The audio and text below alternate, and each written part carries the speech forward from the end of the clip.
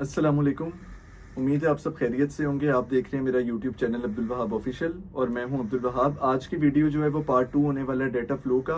कुछ जो last information मैंने दी थी अपनी पिछली वीडियो में, उसके बाद मुझे फ़ौरन से कुछ दोस्तों के, कुछ सीनियर्स के मुझे मैसेजेस आए, जिनका मैं स्पेशली शुक्रगुजार हूँ, आमिर भाई का। और उसके अलावा जो उमैर भाई हैं, नजीब, इन्होंने स्पेशली अब्दुल्ला भाई, इन सारों ने मुझे एक तो इस चीज़ पे फीडबैक दिया और जो मेरी इन्फॉर्मेशन थी उसके हवाले से मुझे अपडेट किया, जिसकी वजह से बहुत ज़रूरी था कि मैं आप लोगों को सही इन्फॉर्मेशन पहुंचाता और मैं इसी प्लेटफॉर्म से दोबारा अपलोड करता। तो उस इन्फॉर्मेशन पे जाने से पहले और इसी इन्फॉर्मेशन के साथ जो कुछ कमेंट्स हैं जो मेरी वीडियो पे आए हैं, जो लोगों के सवाल है, मैं कोशिश करूँगा इंशाल्लाह वो भी कवर करूँ। और मैं माज़रत भी करता हूँ कि मैं बहुत ज़्यादा मसरूफ़ था, जिसकी वजह से ये वीडियो थोड़ी सी लेट हो गई और डाटा फ्लो के हवाले से बहुत सारे सवालात जो हैं वो आ रहे हैं लोगों के।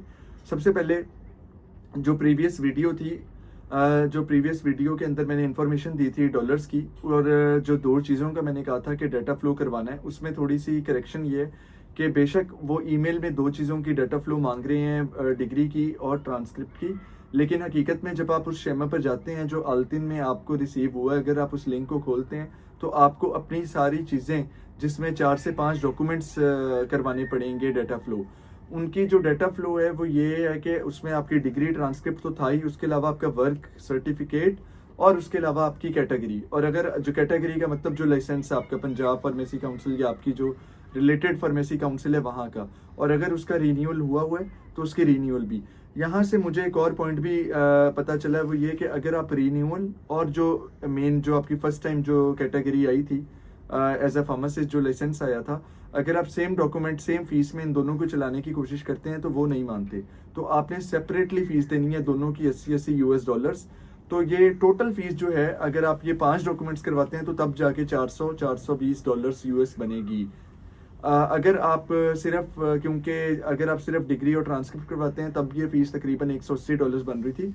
तो लेकिन हर बंदे को तकरीबन ये सारे डॉक्यूमेंट्स करवाने पड़े। जो सेकंड इम्पॉर्टेंट बात है वो ये कि इसके अंदर जो इश्यूज आ रहे हैं लोगों को, वो इस लिहाज से आ रहे हैं कि वर्क सर्टिफिकेट जब वो अपना डाटा फ्लो वाले उनको ईमेल करते हैं या फ़ोन करते हैं, अगर लेट सपोज मैंने किसी एक फार्मेसी पर जॉब की है पाकिस्तान में और अब मुझे उसकी डाटा फ्लो करवानी पड़ रही है, तो वो मेरे जो प्रोप्राइटर हैं, जो मेरे जॉब के ओनर हैं या मैनेजर जो वहाँ पे मौजूद हैं, जॉब गिवर जिसे कहा जाता है, जो भी आपकी इंडस्ट्री, जॉब, फार्मेसी, जो हॉस्पिटल, वहाँ पर वो उस ऑर्गेनाइजेशन को ईमेल या फ़ोन करते हैं डाटा फ्लो वाले। और अगर वो ईमेल करें तो 48 घंटे में वो डिमांड करते हैं कि उनको जवाब आए, वरना आपका डाटा फ्लो जो है वो नहीं होगा। तो अभी तक की इन्फॉर्मेशन के मुताबिक आपने उनको फ़ौरन से इन्फॉर्म कर देना है, जैसे ही उनको ये ईमेल आए वो इसको इग्नोर ना करें, क्योंकि 48 घंटे में उन्होंने इसका जवाब देना है कि ऑर्गेनाइजेशन कहाँ पर मौजूद है, उसकी जीपीएस लोकेशन भेजनी है, तमाम सवालात का जवाब देना है। अगर वहाँ पर उस प्रीमिसेस में कोई फार्मासिस्ट जॉब कर रहा है तो वो अब ये भी डिमांड कर रहे हैं कि आप उस फार्मासिस्ट के साथ अपनी तस्वीर अपलोड करें आज की, उस जगह पर मौजूद लोकेशन के साथ। तो फिर वो उस चीज़ को वेरीफाई करते हैं कि जी ठीक है, आपने भी वहाँ पर फार्मासिस्ट के तौर पे जॉब की हुई है। तो इस तरह से डिफरेंट लोगों के साथ डिफरेंट एक्सपीरियंसेस आ रहे हैं। इसके अलावा मुझे एक फीडबैक शुरू में ये भी मिला था और बहुत सारा क्वेश्चन हो रहा था कि क्या ये जो डाटा फ्लो है ये कन्वर्टेबल है, क्योंकि ये डाटा फ्लो मैंने कहा था नॉर्वेजियन है, लेकिन ये नॉर्वेजियन नहीं, ये गल्फ बेस्ड कंपनी है डाटा फ्लो, और तमाम गल्फ कंट्रीज़ में भी डाटा फ्लो होता है। तो पहले मुझे खबर ये मिली थी कि ये डाटा फ्लो कन्वर्टेबल है, और अगर आपने दुबई या सऊदीया का गल्फ डाटा फ्लो करवाया है तो आप उसे कन्वर्ट भी करवा सकते हैं नॉर्वेजियन डाटा फ्लो के लिए, पैसे बचा सकते हैं। लेकिन अब की इतलात के मुताबिक नॉर्वेजियन जो डाटा फ्लो है, बेशक ये कर तो वही रहे हैं गल्फ वाले ही, लेकिन ये आपस में कन्वर्टेबल नहीं है, तो इसलिए आपको सेपरेटली फीस लगानी पड़ेगी नॉर्वे की जितनी भी है। फ्यूचर में जाके अगर ये कन्वर्टेबल हो जाए तो हम कुछ कह नहीं सकते, लेकिन अभी के लिए तो अभी के तौर पे यही बात जेन्युइन है कि गल्फ की आपस में कन्वर्टेबल है। सऊदीया की आप यूज़ कर सकते हैं, दुबई के लिए दुबई की आप यूज़ कर सकते हैं, कतर के लिए, गल्फ कंट्रीज़ के लिए, लेकिन आप नॉर्वे के लिए वही डाटा फ्लो नहीं यूज़ कर सकते। अब वीडियो को मैं ज़्यादा लंबा करने से पहले जल्दी से कोशिश करूंगा कि ये जो सवालात हैं इनके मैं जवाब देता चलूं। पहला फैक्ट फाइंडर का सवाल है जी, ब्रो सैचुरेशन है नॉर्वे फार्मासिस्ट की, इज़ इट ट्रू? इसके ऊपर मैं वीडियो फिर किसी दिन बनाऊंगा, लेकिन मेरा आंसर है कि नहीं। अगर आपके सारे कराव पूरे हैं, अगर आपकी सारी रिक्वायरमेंट्स पूरी हैं, यानी कि आपके पास ऑथराइजेशन, परमानेंट ऑथराइजेशन, जो मैंने पिछली वीडियो में एक्सप्लेन किया कि लाइसेंस और परमानेंट ऑथराइजेशन में क्या फ़र्क है, तो अगर आपके पास सारी चीज़ें पूरी हैं तो फिर सैचुरेशन नहीं है। अगर आपके पास अभी कुछ चीज़ें रिक्वायरमेंट आपकी पूरी नहीं है तो फिर ऑब्वियसली आपके लिए मुश्किल होगी। उसके अलावा very informative video. I've also received mail exactly 7 days ago, but bro, there is another urgency I am facing because of multiple attempts for password leaving to username locked for 7 months.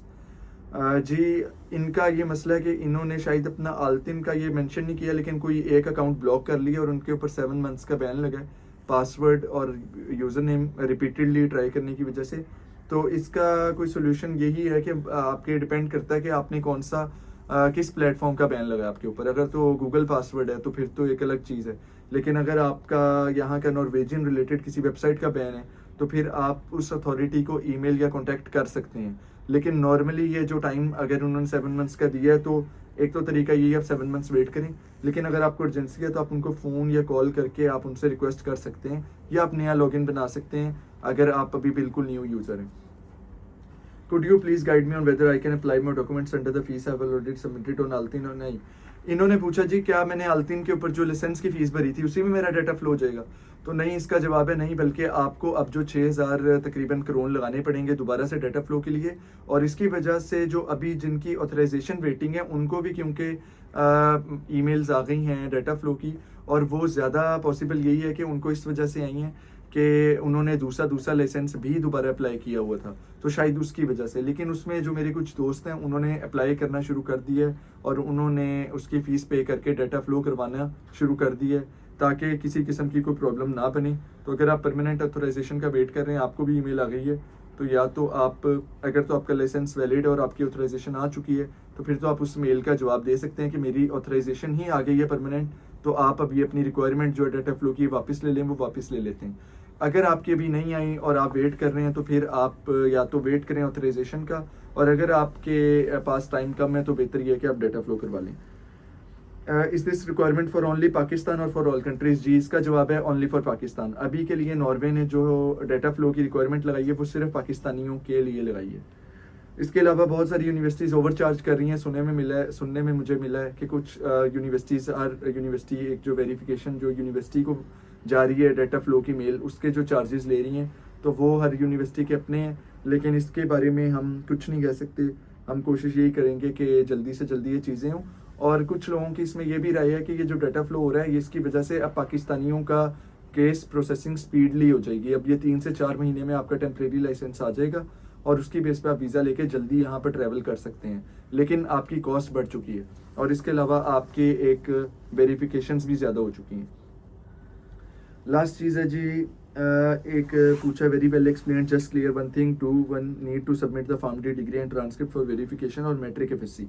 Ji, data flow के अंदर उन्होंने पूछा कि matric FSc की करवानी है कि pharm D की, तो सिर्फ आप फार्म डी की आपने ट्रांसक्रिप्ट और डिग्री करवानी है फ़िलहाल, बाकी एफएससी मैट्रिक की ज़रूरत नहीं है।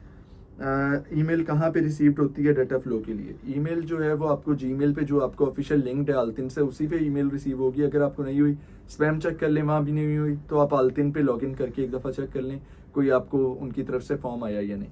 तो उम्मीद करता हूँ ये जो वीडियो है ये इन्फॉर्मेटिव होगी। पार्ट 2 था। मुझे इजाज़त दीजिए आज की वीडियोज़ के लिए। अगर आपके क्वेश्चंस हैं तो प्लीज़ नीचे कमेंट्स कीजिएगा, मैं कोशिश करूँगा उनको कवर करूँ। अपना ख्याल रखिए, अल्लाह हाफिज़।